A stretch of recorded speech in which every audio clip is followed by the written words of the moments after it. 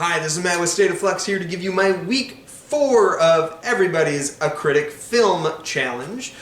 Week 4 is a film starring animals. I chose the film Babe, and before I continue on about Babe, I need to direct you to my whiteboard. Usually I'm the one that comes up with the fun pictures and the clever play on the title. I did come up with the clever play on the title this time, but the rest was special guest illustrated by my daughter. So credit to this lovely picture goes to Willow, who drew the duck from the movie, Babe the pig, the evil cat, as well as the farmer and his wife. So yeah, I thought that was super cute. She wanted to contribute to this little endeavor. She also wanted to review it, so I might tag on her review at the very end. We'll see if she is still interested in that tomorrow. But moving forward for my week 4 challenge of a film starring animals, the movie I chose was Babe, year released 1995, aspect ratio 1851, runtime 1 hour and 31 minutes. The genre is a family film. I guess you could also say fantasy somewhat. Rated G, starring Christine Kavanagh, who did the voice of Babe, then James Cromwell and Magda Zubanski, I want to say, with additional voice work by Miriam Margolyes and Hugo Weaving. Directed by Chris Noonan and written by George Miller and Chris Noonan. Based on the novel by Dick King-Smith. Music by Nigel Westlake. Awards received. This was nominated for a stunning amount of Academy Awards. Literally just a shocking amount. But the only one it won was Best Visual Effects, which that's a touch of a head scratcher. This is the same year that movies like Batman Forever came out. I'm sure that was probably nominated, and Babe beat Batman Forever. Batman Forever actually has a really great digital effects shot of Batman falling down or jumping off from the building, and the camera pans around with him and stuff like that. It's a really stunning shot that deserves recognition, especially for 1995 graphics. Yeah, this film beat that out for Best Visual Effects. Though it was also nominated for Best Picture, Best Supporting Actor James Cromwell, Best Director Chris Noonan, Best Adapted Screenplay for George Miller and Chris Noonan, Best Art Direction, and Best Editing. Why did I choose this particular film? I've never seen it. I grew up, I remember when this film came out, and my parents would take me to family films from time to time, especially my dad liked the animated ones, so my dad and I would go to the animated films. My mom just despised animation, and she also despised talking animals. So she had zero interest in taking me to it, and for whatever reason, as a kid, I never got around to seeing it. But I used to watch Siskel and Ebert religiously, and this was one that I gave a very strong review to, but a couple years later when the sequel came out, both of them had it on their top 10 list. I think Siskel had it as their #1 film of 1998. So I've always meant to watch these, plus later in my life I became a big fan of George Miller. Yes, this film is written by George Miller, and that's the same George Miller who is famous for making the Mad Max quadrilogy, as well as Happy Feet and stuff like that. So that's why I chose this one. Plus, I'd heard this was nominated for Best Picture, and it's very rare that a family film is nominated for Best Picture. Certainly a Talking Pets family film. It just really isn't done. Think of the movies that were nominated last year, or 3 years ago, or 10. Like, if it was a nomination for a animated film, it would be a Pixar film, or maybe a Disney one. So that's why I chose Babe. Have I seen this movie before? No, I haven't, so I was really excited to watch it. Would I recommend this film? Why or why not? Yes, I think it's nice. It's refreshingly sweet film that's stunningly shot. And my biggest complaint with all the nominations that I mentioned, I don't know that it deserves a nomination for any of those things, especially juxtaposed with other films that came out that year. The one thing it absolutely deserves a nomination for is its cinematography, and the one thing it wasn't nominated for was its cinematography. Why this was nominated for Best Picture, Best Director, Best Adapted Screenplay, Best Art Direction, and Best Editing is a touch of a head scratcher. I will say James Cromwell did a great job in the film, so I get his nomination for supporting actor. He does a lot with having almost no lines, but he conveys such richness of character through emotion. Just pure emotion. And the stunning thing is he's kind of a stoic figure that doesn't really... He's not an openly emotive character, but you do feel like you know this dude inside and out. And I think that's purely based on Cromwell's excellent performance. But yes, I would recommend this film. As I say, it's refreshingly sweet and beautifully shot. Let me move my thing, my little bookmark. Okay. Which character were you most able to identify with or connect with? I would say, and then in what way? I would say it would be Babe. The thing I liked about Babe is Babe had a overwhelming and refreshing need for like living a life through love, using words to resolve conflict. Like, the movie culminates with Babe herding sheep, right? And he doesn't do it like the dogs he's been trained to live with. He's not sitting there barking. He tries that approach, but he uses his words, and he finds his words resolve the conflict and whatnot. And I think that was really kind of neat. And I like people who sort of talk through their problems rather than get aggressive. Best line or most memorable quote. So, taking you back a second, I knew nothing about this movie. Sure, it was nominated for Best Picture. I didn't know it was nominated for any of those other things. All I knew was it was nominated for Best Picture. And I knew 3 things about the movie. It's about a pig.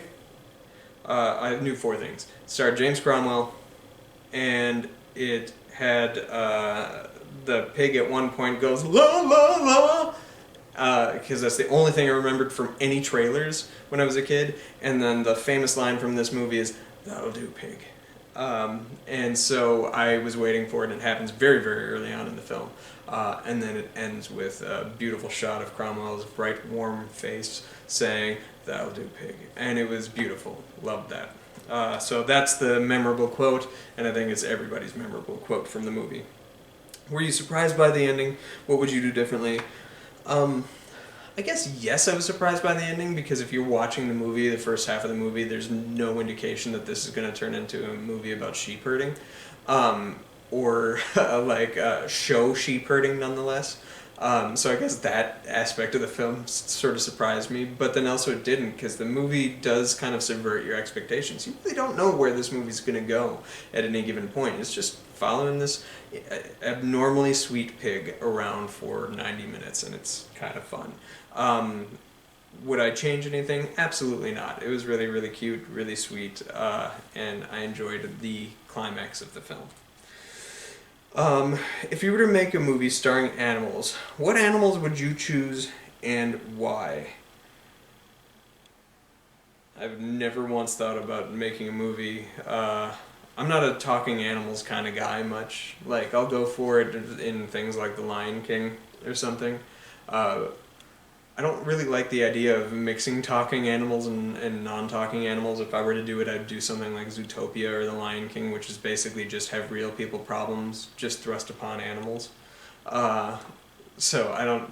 And for that, you can literally do any animal in the book. So what's an animal that doesn't get a lot of recognition as they should? The narwhal. Let's go with the narwhal. Yeah, so the narwhal. Anything else I would like to add about the movie?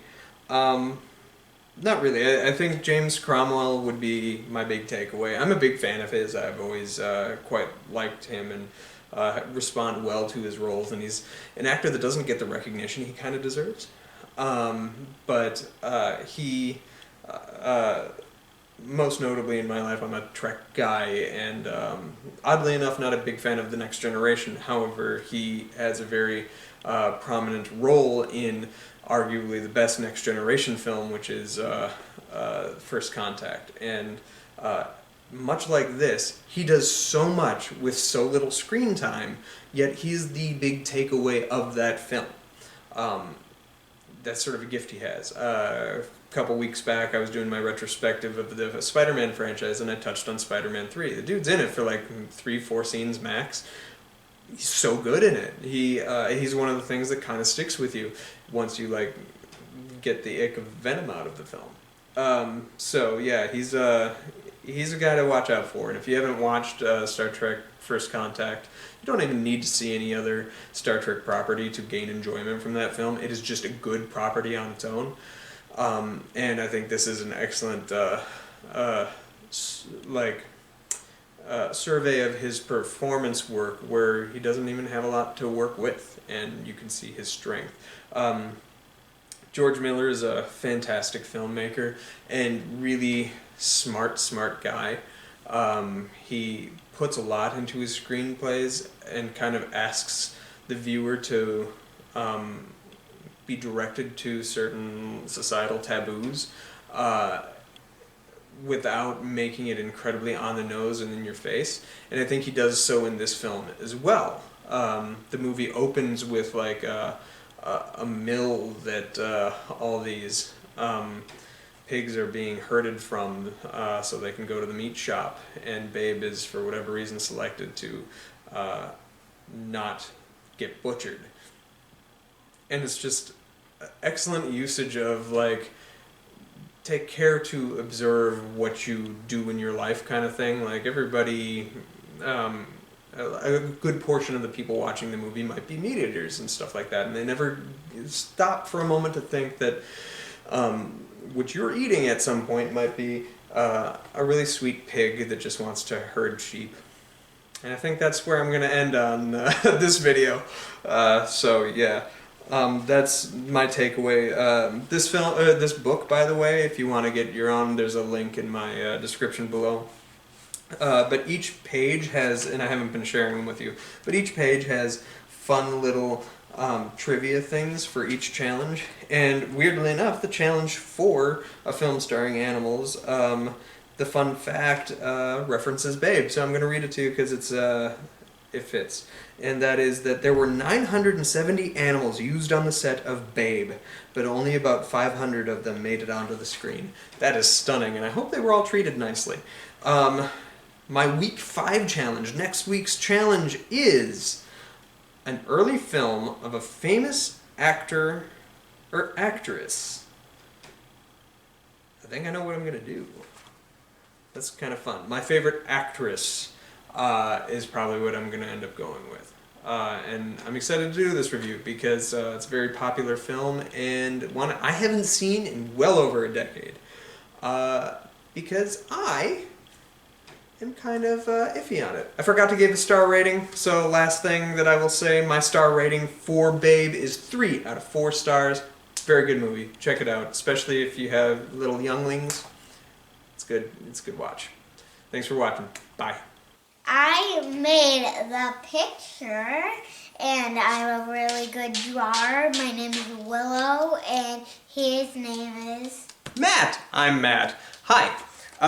I'm going to be interviewing her about the movie Babe, which we watched the other day. Okay, so first question.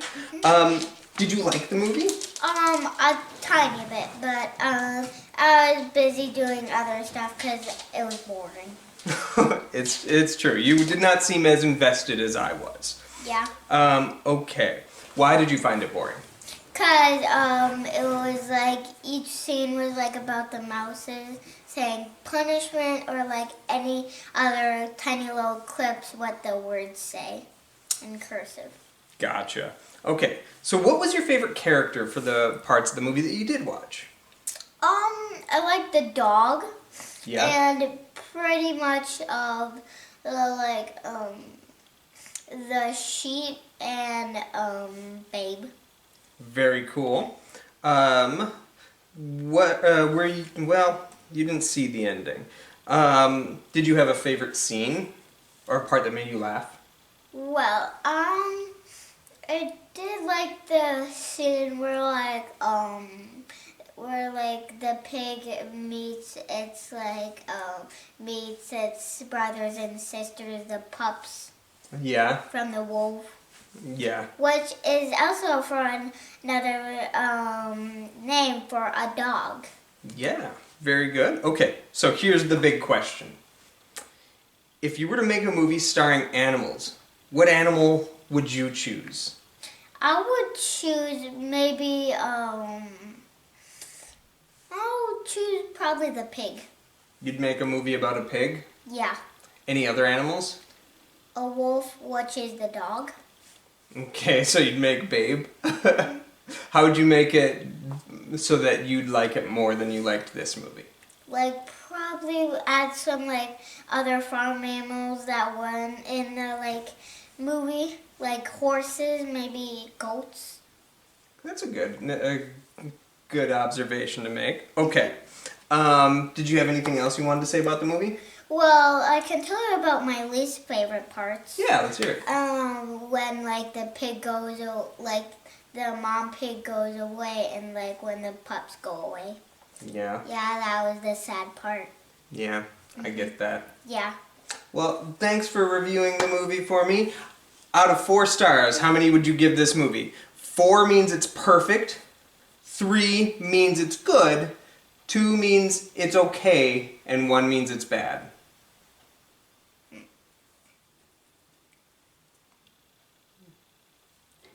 1. You'd give it 1 star. Do you think it's a bad movie? Yeah, I didn't really like it. Fair enough. As I said at the beginning, I didn't like it. Gotcha. Well, thanks for watching State of Flux, and hopefully you'll see my little critic here sometime in the future for another kids movie. Yeah, and also I didn't draw the words. My dad did. He's a pretty good writer. Thank you. I'll take that. Thanks for watching. Bye-bye. Bye.